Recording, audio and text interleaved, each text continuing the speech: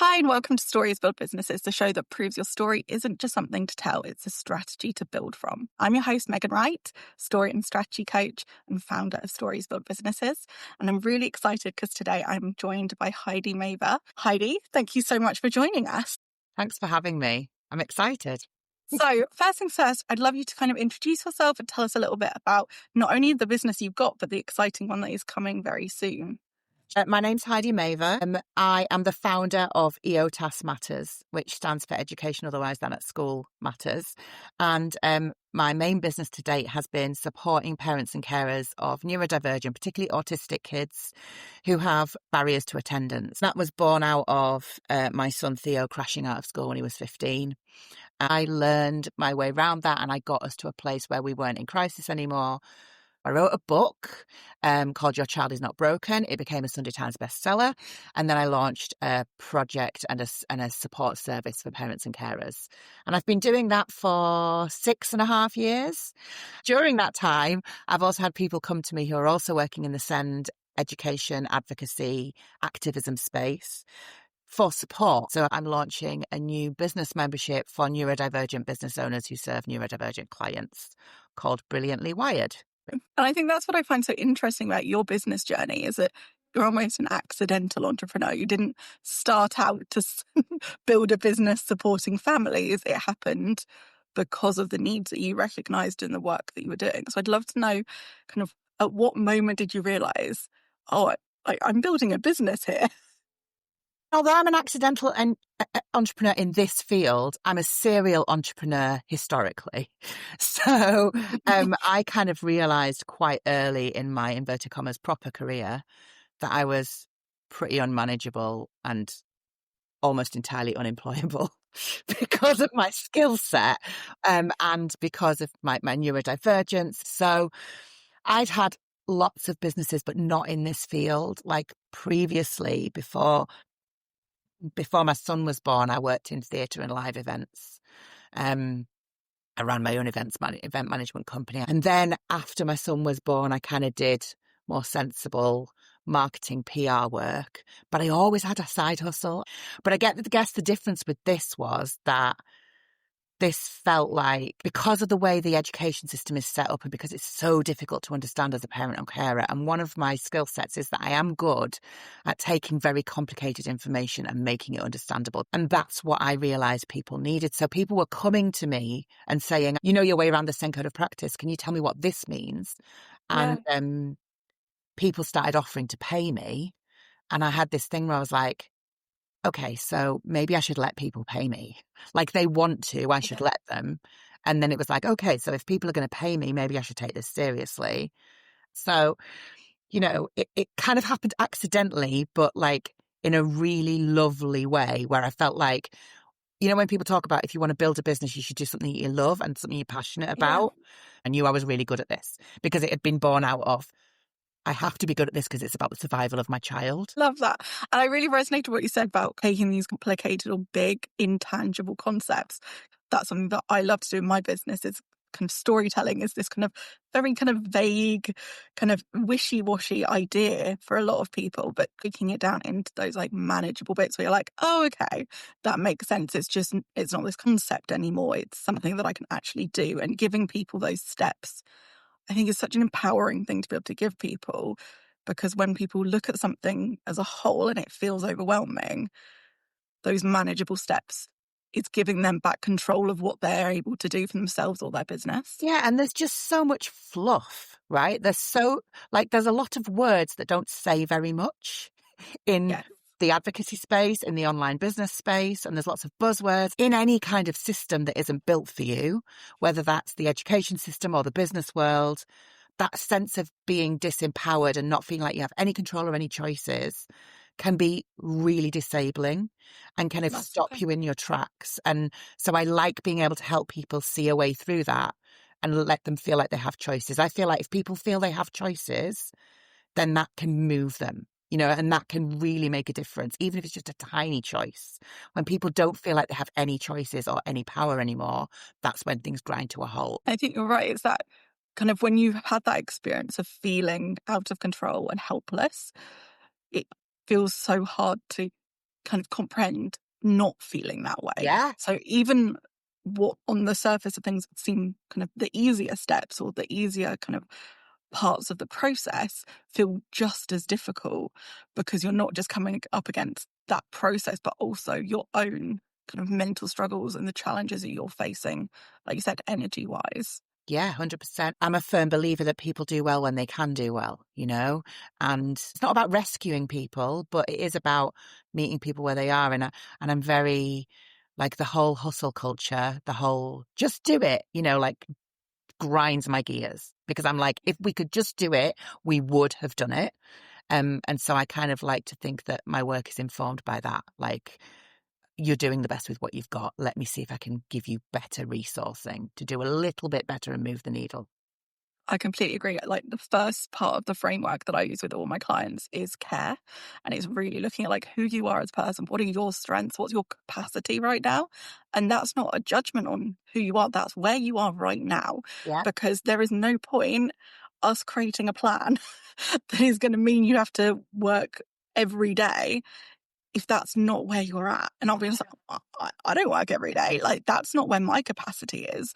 And so it'd be unrealistic for me to allow other people to set those goals and to not listen to where their mental health, their physical health, and also just other time commitments. Like, Mhm. what other things have you got on your plate? Because that is going to inform how much capacity and kind of brain space you have. So I'm very keen on finding ways of working that doesn't just support business, but also supports business owners, because they are the business, right? When we're solopreneurs, when we're small businesses, if we stop, quite often the business is taking a break as well. Yeah. And I think that because I'm someone who, you know, like my health has been significantly impacted by what we've been through. I have a chronic fatigue condition now.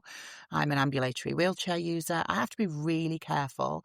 I have days or weeks when things are just a complete write-off, you know, and you've got to work to those fluctuating capacities. And then other weeks I could rip up trees, right? No one has fixed capacity day in, day out.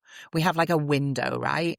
And we can push it a little at either end, but really we have to lean into, like you, I don't work every day because it's not physically possible for me. And then sometimes I'll have a day when I do a really long day. And that's part of the reason why Brilliantly Wired exists or is going to exist. I wish that we had more of those conversations about it's not as simple as push, push, push, hustle, hustle, hustle, do, do, do. You know, there's no point building something phenomenal if when you've built it, you are completely exhausted, can't enjoy it and can't sustain it.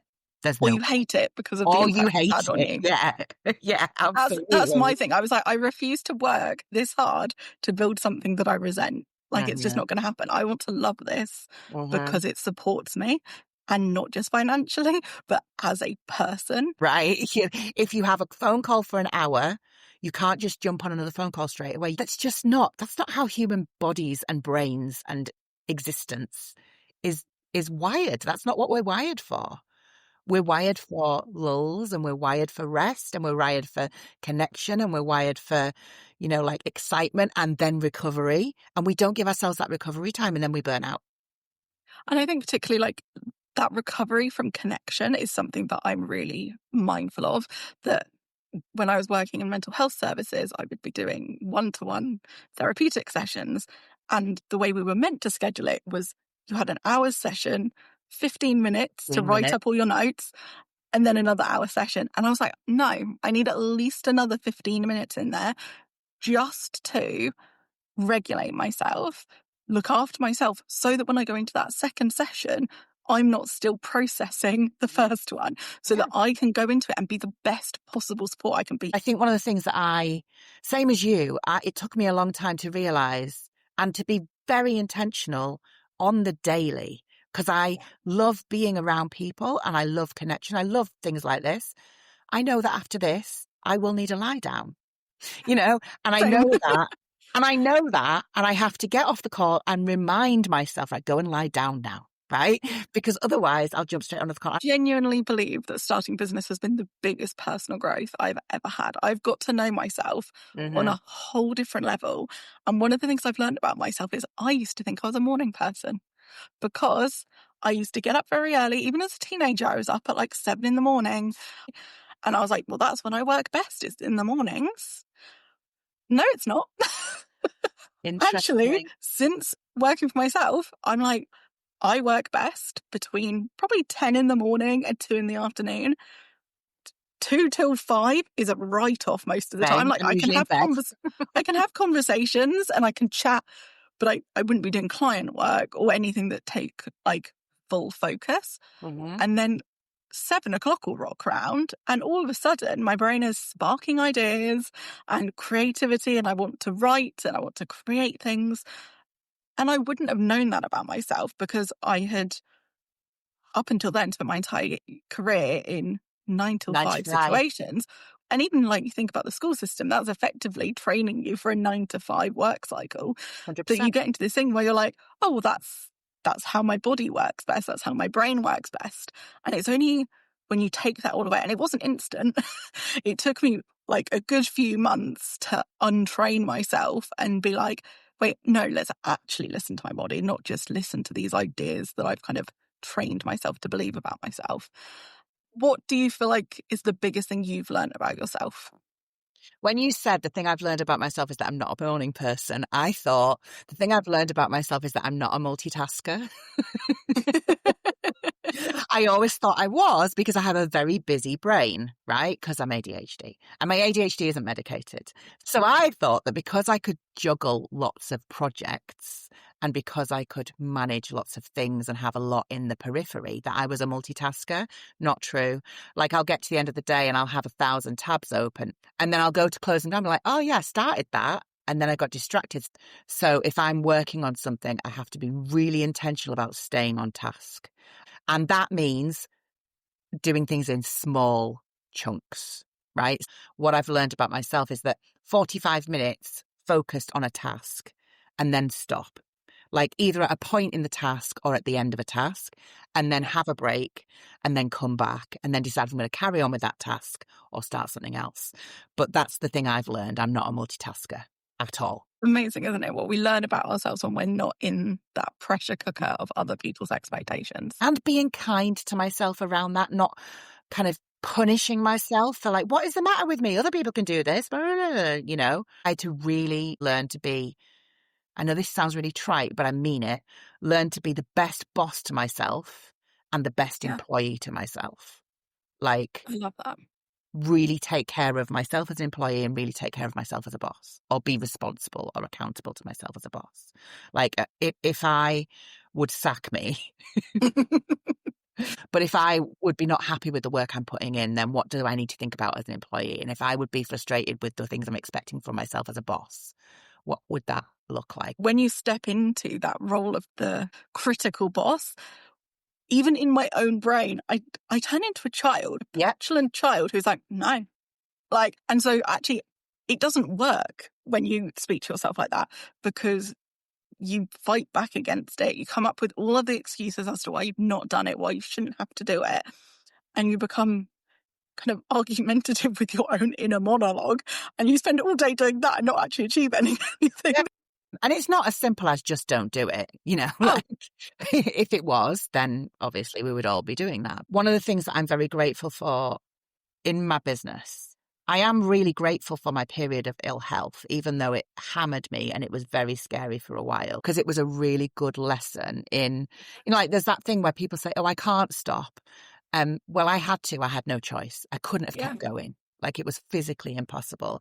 And so I'm kind of grateful in a weird way to my acquired disability that now is a good barometer for me. You know, I can be kinder to myself because I have had the experience of being completely out of control and having no choices. So now I'm grateful when I do have those choices, and I don't take that lightly. I don't take that for granted. And I think that's one of the things I'm always really humbled about when I look at the work you're doing, is that you advocate not just for yourself, but also for the wider community.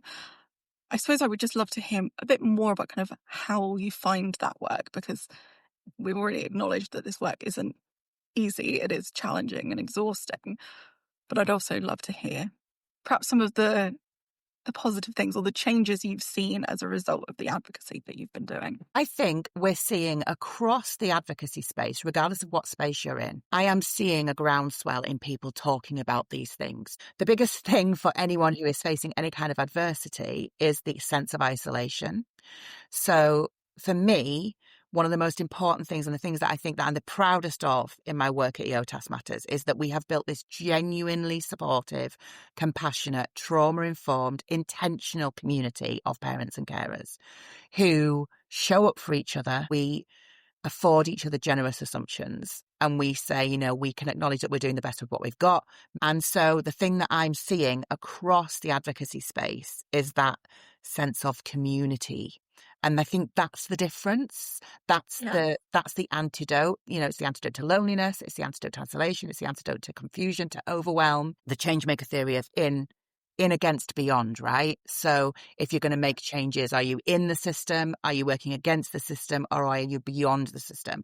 Like my work in advocacy for parents and carers was kind of always in and against, right? Because that's where I'd positioned myself. I feel like with my business support, it's going to be kind of in and beyond, but not against. Like we're not fighting. We're making decisions about, you know, we're doing that thing of, you know, we're building our own table, we'll bring our own chair, you know, and then we're showing other people how pretty our chairs are. And wouldn't you rather have one of these chairs? Yeah, come join our table.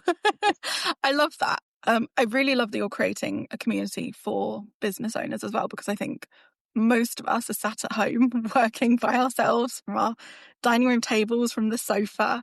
And I know for me, most of the time, the company I have is cats. And although they're lovely employees and things most of the time, they're not the most supportive always.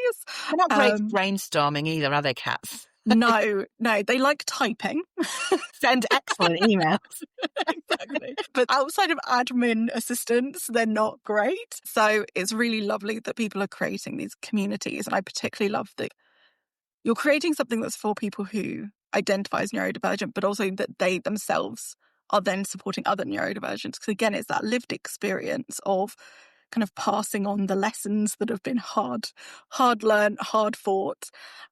What do you think is the most important thing when you think about that community and the difference between creating a space for neurotypical business owners versus neurodiverse business owners? I always think that when I'm talking about serving neurodivergent people and working with neurodivergent people who serve neurodivergent people, I think it's really important that we don't lose sight of the fact that neurodivergent people are human beings.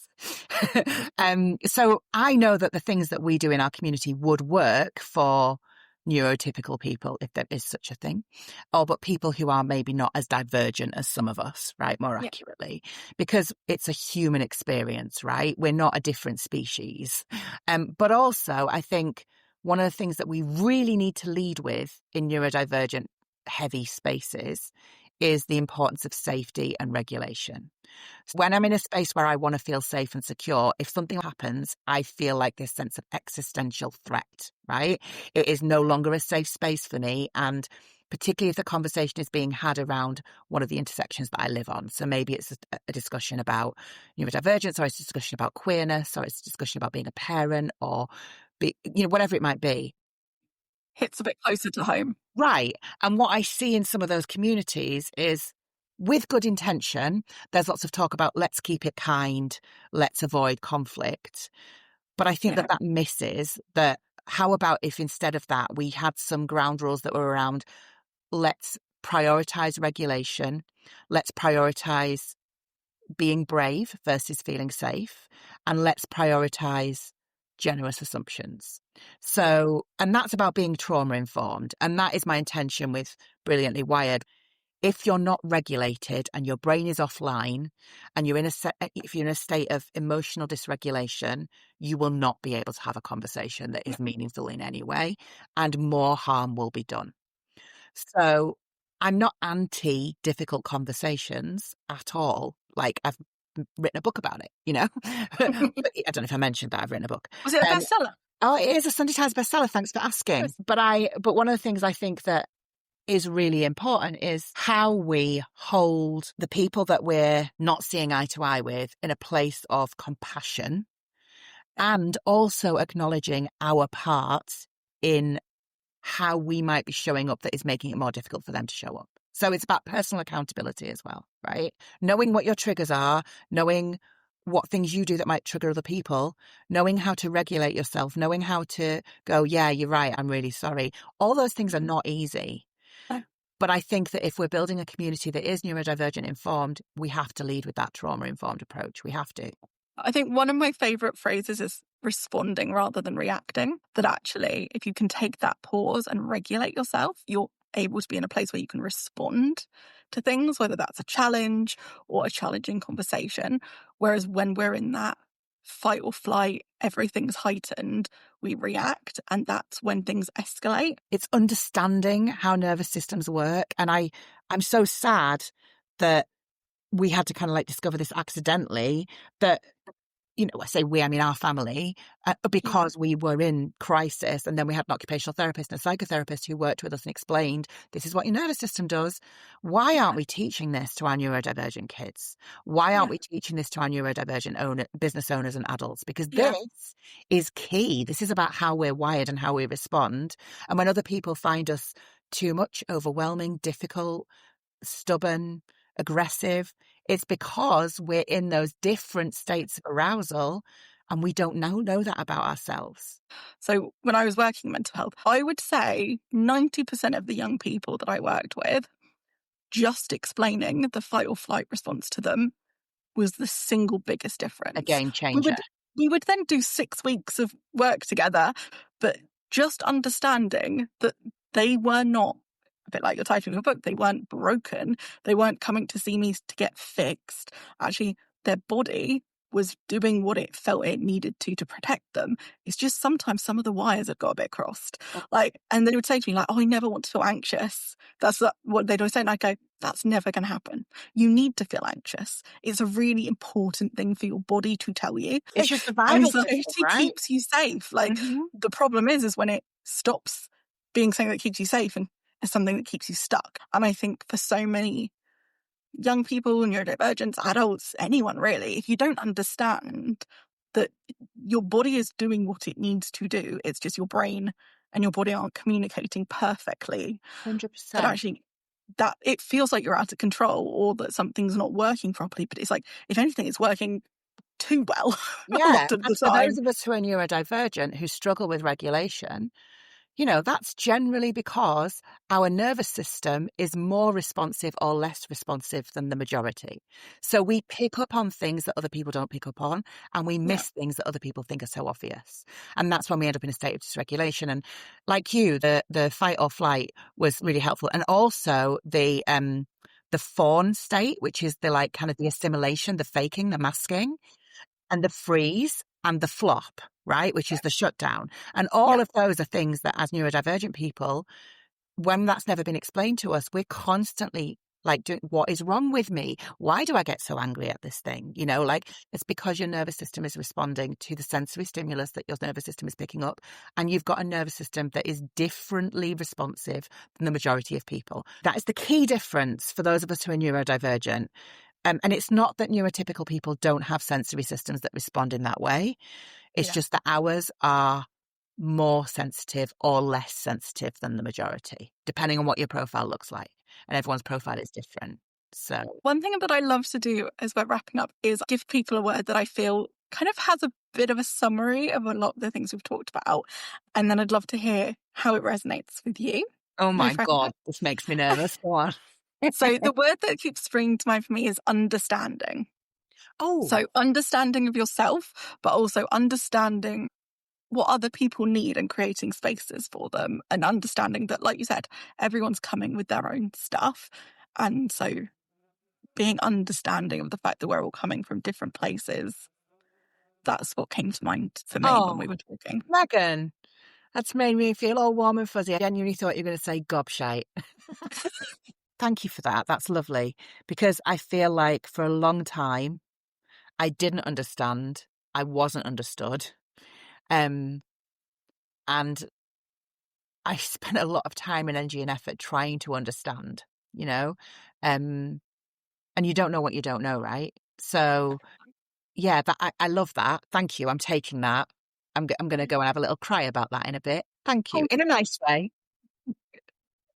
That's me being regulated. That's just me feeling my feelings. All the big good. feelings all the time. That's me. Well, in that case, enjoy. Um, and to everyone listening, thank you so much for tuning in to Stories Build Businesses. If today's episode resonated, then I'd love you to share it with somebody else who you think would find it valuable. Please come find me on Instagram at Stories Build Businesses, and find Heidi as well to see all of the incredible advocacy and support that she creates as well. And remember, your story matters more than you think it does, and the way you build your business gets to feel good. See you next time. Bye.